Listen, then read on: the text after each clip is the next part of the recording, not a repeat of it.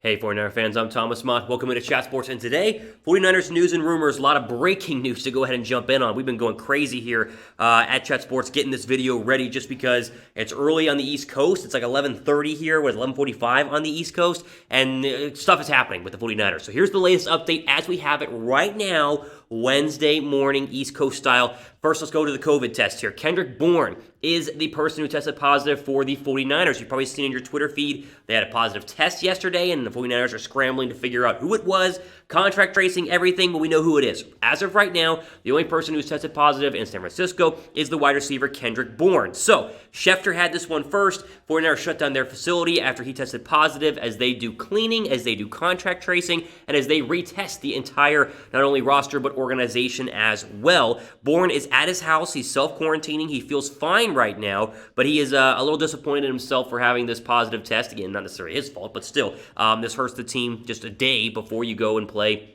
Green Bay at Levi Stadium, which is still on, by the way, but with the positive test in San Francisco, and obviously the Packers are having their own problems we'll get to in a second, that could change. So this is a fluid situation. It's how COVID works. Welcome to 2020. The Niners have their first exposure. Other organizations already have, and they've handled it very, very well, but still a lot going on. Let's start with the Tom Pelissero, I think that's how you say his last name, from the NFL Network's tweet about the Packers positive test, the 49ers positive test. Quote, Packers running back AJ Dillon tested positive for COVID-19 on Sunday. They've had two close contact tracings who won't play Thursday. A 49er player tested positive Tuesday. We know that's now Kendrick Bourne. And contact tracing underway to determine any close contacts there. All protocols are being followed as of now. Game on. Now, we'll talk about Dillon more here in a second because that does impact the game on Sunday, or on Thursday. First off, Kendrick Bourne.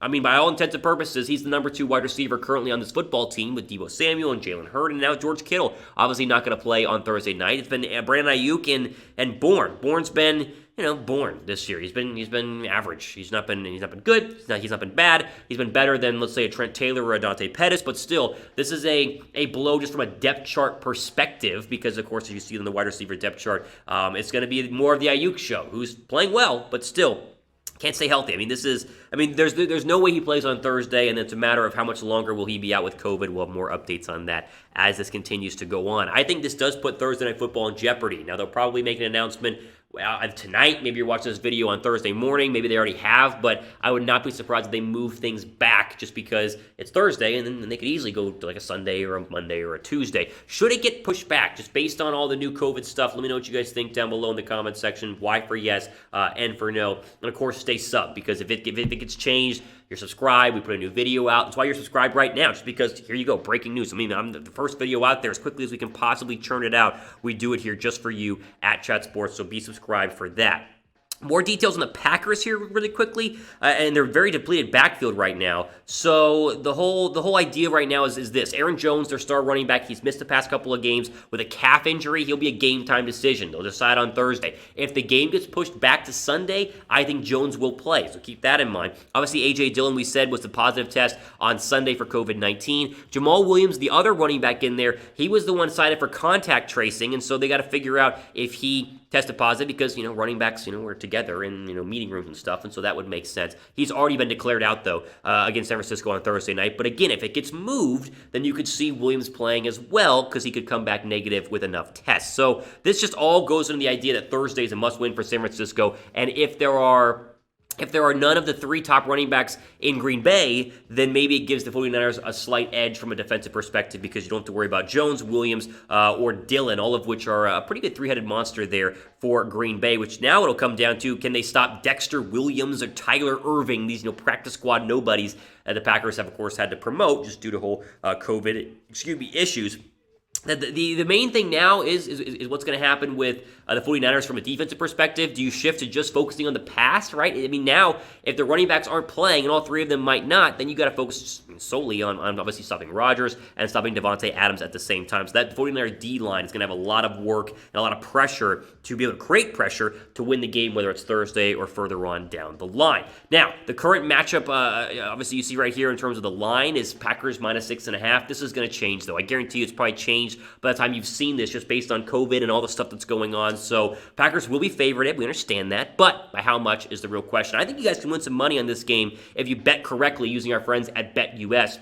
Go to chatsports.com/49bet. Use that promo code Niners125. Get a 125% deposit bonus whenever you first sign up. Again, you want to bet for them, you want to bet against them, you want to bet on other NFL games. Do it all with our friends at BetUS. Okay, quick update here on Tevin Coleman because, of course, you can't just stop with Packer injuries. There's more 49er news. We talked about Coleman on Monday. He is officially out for the Thursday Night Football game. He's going to miss a little bit of time with this new knee injury, which kind of piggybacks off his previous injury. So they're probably going to promote Austin Walter to the active roster. I know you haven't heard of him. He's like a no-name running back that they needed to bring in because they need enough bodies in there. But just add Tevin Coleman to the list of currently injured running backs. Right now, with the way it's looking like, Coleman's going to miss a couple of weeks, and really this whole season in terms of the running back perspective with Mostert and Coleman down have been absolutely awful. I mean, right whenever Mostert was picking up speed, he goes down, Coleman comes back, immediately injured. Jeff Wilson Jr. had the whole issue after his 3 rushing touchdowns. It's going to be the Hasty show. It's going to be the Mckinnon show, and that's what you're going to be rocking with on Thursday night and probably for the next couple of weeks in San Francisco. Of those two, though, who would you want to have more carries? You want Hasty? You want Mckinnon? Type JH for Jamacal Hasty. Type JM for Jerick McKinnon. Hasty looks good. I mean, Hasty, I've always been a fan. I didn't think he'd be that great, but he looked pretty good on Sunday against the Seahawks. So I think that they're going to do what they did on Sunday. The inside runs are Hasty, outside runs are McKinnon, and kind of see what happens. But Coleman going down, I mean, it has an impact, but at the same time, he's been injured all year, and so you can't really gauge how much of a loss he is because you haven't really seen him on the football field. 21 carries so far this year? So it's been rough. It's been very rough. Give me a score prediction quickly for 49ers-Packers tomorrow, Sunday, whenever it is. Give me your score prediction down below. The Niners got to win this one, man. They need this one really, really bad. Let's go for another quick injury update here, just rolling through all the news in terms of the 49er report. A lot going on today. Samuel's not going to play. He did not participate. Tart is going to be a game-time decision. Same with Richie James. If this game is pushed to Sunday because of the COVID stuff, I think Tart and James have a real chance to play, and they could use James just because, obviously, Kendrick Bourne is the one who is currently the positive COVID test in San Francisco.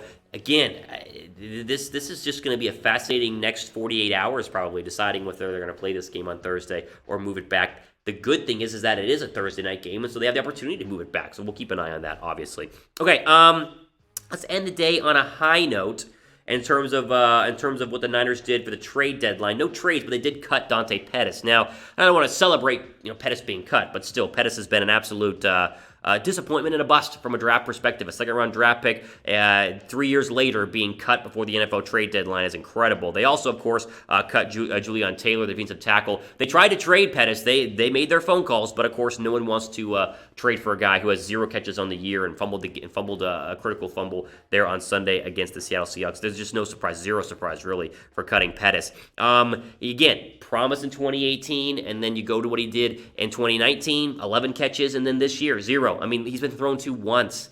Jimmy Garoppolo has no faith in him. Kyle Shanahan lost faith in him. He's probably lost a little bit of faith in himself. He needs to go somewhere else and try and revitalize his career. We wish him the best. But as we had said, all the way back during training camp, he was going to be a cap cut casualty. And here we are 8 weeks into the NFL season, and he is officially done. So now the wide receiver depth chart, no Pettis, no Bourne, Thursday or Sunday, whenever they play. Brandon Ayuk, going to get a lot of attention from those defensive backs in Green Bay, and it's going to be an interesting game, to say the least. Hey, it's the NFL. Never a dull moment here, obviously, this year in San Francisco.